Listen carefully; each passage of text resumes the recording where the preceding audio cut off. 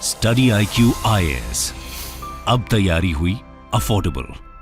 नमस्कार दोस्तों, सऊदी अरब और भारत के बीच में एक बहुत बड़ा प्रोजेक्ट आने वाला है। ये आप देख सकते हो, खबर आई है, Saudi India seeks to energize ties with under sea cables. क्योंकि आपको पता होगा कि भारत और सऊदी अरेबिया के बीच में एक काफी बड़ा आपको जो समुद्र है वो देखने को मिलता है, जिसको हम अरेबियन सी कहते हैं। तो अरेबियन सी के माध्यम से जो अंडर सी केबल होता है वो यहां पर कनेक्ट करेगा सऊदी अरब और भारत को, और उसके माध्यम से जो रिन्यूएबल एनर्जी है वो यहां पर ट्रांसफर की जाएंगी। तो इसको डिटेल से समझेंगे कि ये मामला है क्या, कब से इसकी शुरुआत हो रही है, क्या है, कितनी कॉस्टिंग आएगी, काफी कुछ जानने को है। चलिए आगे बढ़ते हैं, लेकिन उसके पहले ध्यान रखिएगा दोस्तों, हमारा जो आखिरी यूपीएससी बैच है स्टडी IQ का, ये आपका इसके अंदर एडमिशन क्लोज हो रहा है 31 अक्टूबर को। तो अगर आप इसके अंदर एनरोल कराना चाहते हैं तो हरी अप हमारे वेबसाइट और ऐप पर जाइए and use the code Ankit live, ताकि ये कोर्स सिर्फ आपको 19,000 में मिल जाए। इसके अंदर आपको कई सारे फीचर्स मिलते हैं, लाइव क्लास दी जाती हैं, नोट्स दिए जाते हैं, आंसर राइटिंग प्रैक्टिस होती है।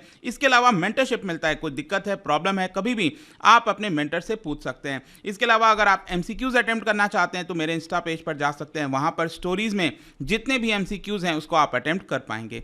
चलिए शुरुआत करते हैं और सबसे पहले देखते हैं एग्जैक्टली अभी हो क्या रहा है। देखिए, गुजरात कोस्ट, आप ये मैप में देखोगे तो यहां पर आपको मुंद्रा पोर्ट, आपको पता है कि गुजरात में है, तो मुंद्रा पोर्ट को यहां पर सऊदी अरब से अंडर सी केबल, ये जो आप बड़ा सा समुद्र देख रहे हो दैट इज अरेबियन सी, इसके माध्यम से, क्योंकि जाहिर सी बात है कि पाकिस्तान के थ्रू हम कोई भी चीज कर नहीं सकते हैं। पहले हमने कोशिश की, तापी पाइपलाइन, बहुत सारी चीजें हमने करने की कोशिश की, लेकिन ये हो नहीं पाया। अगर हमें अफगानिस्तान भी जाना होता तो यहां पर चाबहार पोर्ट के माध्यम से ही हम यहां पर रास्ता ढूंढ रहे थे। लेकिन अगर हम सऊदी अरब से पार्टनरशिप करना चाहते हैं तो जाहिर सी बात है जो अंडर सी केबल है वो एक बहुत इंपॉर्टेंट रोल प्ले कर सकता है। और इसीलिए बताया जा रहा है कि जिस प्रकार से ग्रिड होते हैं, आपने देखा होगा सड़कों पर, हाईवेज पर इलेक्ट्रिसिटी ग्रिड होता है पोल्स के माध्यम से। अब जाहिर सी बात है वो तो लैंड है तो इजीली वो इंस्टॉल हो जाता है, लेकिन यहां पर क्या है कि सऊदी अरब के पास बहुत सारे एनर्जी के रिसोर्सेज हैं, बहुत बड़ा रेगिस्तान है, सोलर एनर्जी हो गया, विंड एनर्जी हो गया, तो क्यों ना सऊदी अरब यहां पर बड़ी मात्रा में जो इलेक्ट्रिसिटी प्रोड्यूस कर सकता है या फिर करेगा फ्यूचर में,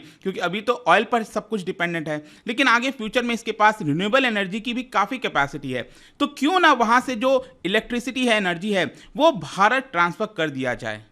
या फिर इन केस अगर भारत के पास भी इलेक्ट्रिसिटी की ज़्यादा जो है प्रोडक्शन हो रही है तो हम भी यहाँ पर ट्रांसफर कर सकते हैं। उसके लिए हमें ग्रिड की आवश्यकता है। तो ये अंडर सी केबल एक प्रकार से जो इलेक्ट्रिसिटी ग्रिड होता है उसी प्रकार से काम करेगा, और ये एक new era of energy diplomacy दोनों देश के बीच में आप कह सकते हैं ये होने जा रही है। बेसिकली मैं आपको बताऊं तो सऊदी अरब के जो एनर्जी मिनिस्टर हैं वो अभी लास्ट वीक ही भारत आए थे, और भारत में उन्होंने कई सारे लोगों के साथ मुलाकात की, जैसे कि Indian commerce and industry minister Piyush Goyal साहब के साथ, पेट्रोलियम मिनिस्टर के साथ, इलेक्ट्रिसिटी मिनिस्टर के साथ, और कई सारे जो इंडियन बिजनेस लीडर्स हैं उनके साथ यहां पर मुलाकात की है। सऊदी अरब के जो एनर्जी मिनिस्टर हैं इनका नाम है प्रिंस अब्दुल अजीज बिन सलमान, तो वो भारत आए थे और यहां पर इस चीज को डिस्कस किया गया। बताया जा रहा है कि उसको आगे बढ़ाने की कोशिश की जाए। वैसे मैं आपको यह भी बता दूं कि बहुत ही जल्द मोहम्मद बिन सलमान, जो कि क्राउन प्रिंस हैं सऊदी अरब के, वो एक बड़े दौरे पर आने वाले हैं इंडोनेशिया, साउथ कोरिया और जापान, और इन 3 कंट्रीज में जाने से पहले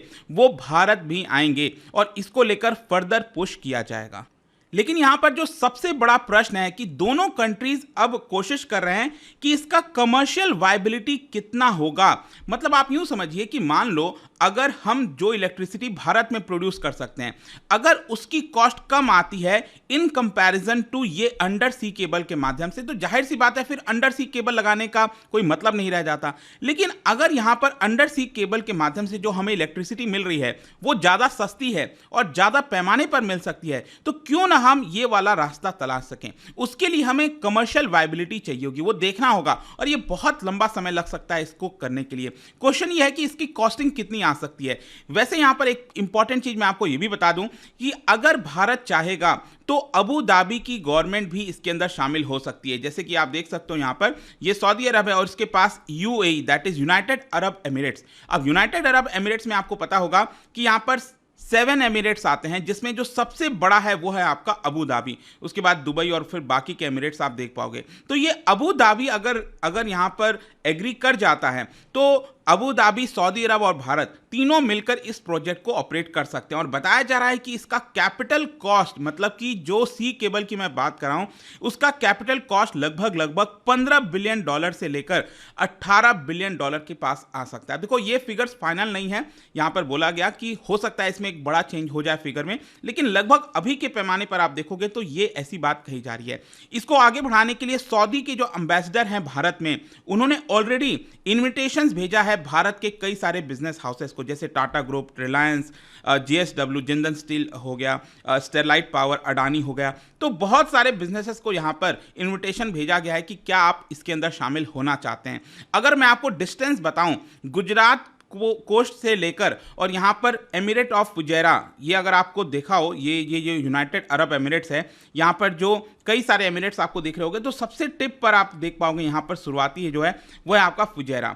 तो यहाँ पर गुजरात का जो कोस्ट है कांडला पोर्ट, वहाँ से लेकर अगर हम फुजैरा का डिस्टेंस देखें ये वाला, तो ये लगभग बताया जाता है कि 1600 किलोमीटर के आसपास है।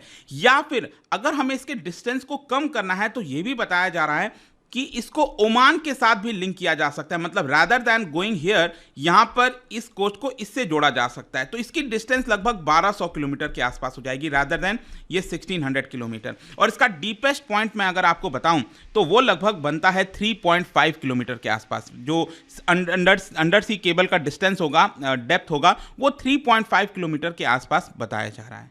अगर मैं फर्दर इसके प्लान की बात करूं तो वैसे मैं आपको बता दूं कि यहां पर पिछले 3 साल से इसको लेकर बातचीत चल रही थी, फिजिबिलिटी स्टडी के बारे में बताया जा रहा था, लेकिन फाइनली अब जाकर इसको इसलिए पुश मिल रहा है क्योंकि प्राइम मिनिस्टर नरेंद्र मोदी जी के द्वारा जो इंटरनेशनल सोलर अलायंस है उसको पुश किया जा रहा है। अब यहां पर मेन मकसद यही होगा कि दोनों जो देश है उनके बीच में 15 मिनट्स ब्लॉक का by directional flow of power हो सके।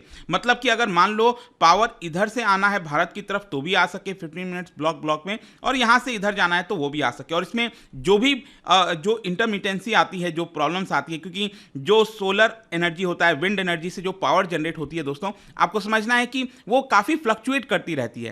तो वो फ्लक्चुएशंस के प्रॉब्लम्स को रोकने के लिए यहां पर 15-15 मिनट के ब्लॉक का by directional flow of power बताया जा रहा है, वो यहां पर इंस्टॉल करने की कोशिश की जा रही है। और जैसा कि मैंने आपको बताया कि अब इसको इसलिए पुश मिल रहा है क्योंकि आपने देखा होगा 2018 में ही पीएम मोदी ने अनाउंस कर दिया था one world one sun one grid के बारे में, जहां पर सोलर एनर्जी को अक्रॉस कॉन्टिनेंट ले जाया जाएगा। सबसे पहला प्लान यह है कि भारत को यहां पर मिडिल ईस्ट के साथ जोड़ने की कोशिश की जाएगी, जो अंडर सी केबल है उसके माध्यम से। फिर इसको अफ्रीका के साथ जोड़ने की कोशिश की जाएगी। मतलब कि जिस भी देश में मान लो रात का समय है और अफ्रीका में प्रोड्यूस हो रहा है इलेक्ट्रिसिटी, तो वो इलेक्ट्रिसिटी भारत आ सके, और भारत में अगर कोई इलेक्ट्रिसिटी प्रोड्यूस हो रहा है दिन के समय और इधर यहाँ पर अभी इलेक्ट्रिसिटी की जरूरत है तो वो जा सके। तो ये वन वर्ल्ड वन सन और वन ग्रिड, ये कोशिश की जा रही है भारत के द्वारा। ऑल्दो ये बहुत ही ज़्यादा एम्बिशियस प्लान है, अभी तो लेकर इसको शुरुआती दौर है, तो इसीलिए आप कह सकते हैं इसका जो पहला फेज है उसको पूरा करने की कोशिश की जा रही है, भारत और मिडिल ईस्ट को जोड़ने की कोशिश की जा रही है। इनफैक्ट यहाँ पर मैं आपको बताऊं तो इंडस्ट्री एक्सपर्ट्स का ये कहना है कि अगर हम यहाँ पर 3 गीगावाट का अंडर सी प्रोजेक्ट लाते हैं, मतलब जो इलेक्ट्रिसिटी यहां पर ट्रांसफर होगा 3 गीगावाट वाला लाते हैं, उसके लिए कैपिटल एक्सपेंडिचर लगभग $5 बिलियन के आसपास आएगा। तो यहां पर $5 बिलियन अगर हम खर्च करते हैं 3 गीगावाट के लिए, तो ये कहीं ना कहीं फीजिबल नहीं होगा, क्योंकि आपको पता होगा इकोनॉमिक्स के अंदर जो हम इकोनॉमीज ऑफ स्केल कहते हैं कि ज़्यादा हमें यहाँ पर चीज़ों को लगाना है। फिक्स्ड कॉस्ट तो उतना है ही है, अंडर सी केबल हम लगा ही रहे हैं, तो मिनिमम हमें 10 गीगावाट तो लगाना ही चाहिए, और इसीलिए इसका मिनिमम कॉस्ट $15 बिलियन के आसपास तो बताया ही जा रहा है। अब देखना होगा आगे चलकर ये कितना हो पाता है, लेकिन ये कॉस्ट के अंदर जो कॉस्ट ऑफ केबल हो गया, कॉपर एल्यूमिनियम का जो भी केबल लगाया जाएगा, इसके अलावा शिप्स के माध्यम से जो इंस्टॉलेशंस की जाएंगी, टर्मिनल्स होंगे दोनों एंड के बीच में, तो वो सारे का कॉस्ट यहाँ पर बताया जा रहा है 3 गीगावाट का कॉस्ट $5 बिलियन। लेकिन जैसा मैंने आपको बताया कि अगर हमें इसको फीजिबल बनाना है तो मिनिमम 10 गीगावाट का केबल जो है वो आपका हमें लगाना ही चाहिए। अब इसका सिग्निफिकेंस क्या है, देखो यहाँ पर कई सारे जो मेंबर्स हैं, इन्वेस्टर्स हैं, जैसे कि यहाँ पर एक future investment initiative of Saudi public investment fund, मतलब कि सऊदी अरब ने ये इन्वेस्टमेंट फंड बनाया जिसके माध्यम से फ्यूचर इन्वेस्टमेंट किया जाए, जो आगे आने वाले समय में जो उभरते सेक्टर्स हैं उसके अंदर इन्वेस्टमेंट करना। उसके एक मेंबर उन्होंने कहा कि भारत और सऊदी ये दोनों सिमिलरली प्लेस्ड है, क्योंकि दोनों के पास यंग पॉपुलेशन है, फास्टेस्ट ग्रोइंग इकोनॉमीज हैं, तो ये दोनों के साथ एक अच्छी पार्टनरशिप हो सकती है। और यहाँ पर दोनों देश, जैसे कि अगर सऊदी अरब भारत एक साथ आते हैं तो दोनों का जो एम्बिशन है, प्राइम मिनिस्टर नरेंद्र मोदी और जो क्राउन प्रिंस हैं सऊदी के मोहम्मद बिन सलमान, दोनों एक सेंटर स्टेज पर इंपॉर्टेंट रोल प्ले कर सकते हैं। इसके अलावा आप देखोगे तो सऊदी अरब को सस्ता एल्यूमिनियम, स्टील, कंस्ट्रक्शन मटेरियल की जरूरत है। भारत को क्या चाहिए? सस्ता ऑयल चाहिए, फ्यूचर चीपर इलेक्ट्रिसिटी चाहिए। तो दोनों अपना जो म्यूचुअल बेनिफिट्स हैं वो इसके माध्यम से ले सकते हैं। इसके अलावा मैं आपको ये भी बता दूं कि दुनिया भर में एनर्जी डिप्लोमेसी इस समय आपको देखने को मिलेगी। ऐसा नहीं है कि भारत पहला देश होगा जो इस तरह की चीज करने वाला है। कई सारे देशों ने जो इलेक्ट्रिक केबल्स हैं उसको बिछाने की कोशिश की है, क्योंकि अभी आप देखो तो यूरोप के अंदर आपने देखा होगा कि ऑयल और गैस के प्राइसेस बढ़ गए हैं। रशिया ने जो इन्वेजन किया था उसके बाद से सैंक्शंस लगाया गया और वो सारा प्रॉब्लम हमें देखने को मिल रहा था।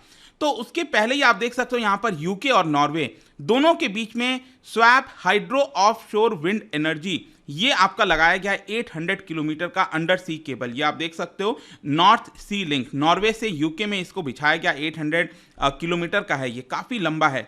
इसी प्रकार से जो ग्रीस है वो भी यहाँ पर इजिप्ट के साथ इलेक्ट्रिसिटी ग्रिड, एक एम्बिशियस एनर्जी प्रोजेक्ट जो है उसको भी लिंक किया जा रहा है, जहाँ पर 3000 मेगावाट मतलब लगभग 3 गीगावाट जो इलेक्ट्रिसिटी है उसको ट्रांसफर किया जाएगा, जिसकी वजह से 4,50,000 हाउस होल्ड जल सकेंगे। तो ओवरऑल कंक्लूजन में हम कह सकते हैं कि ये दोनों देश के लिए काफी बेनिफिशियल होने वाला है। जहां तक सऊदी अरब की बात है तो इस समय आप देख सकते हो सऊदी अरब में जितनी इलेक्ट्रिसिटी प्रोड्यूस होती है 52% ये नेचुरल गैस से करता है, 40% ऑयल से करता है और 8% स्टीम से करता है, कोयला जो बाकी के फॉसिल फ्यूल हो गए, राइट।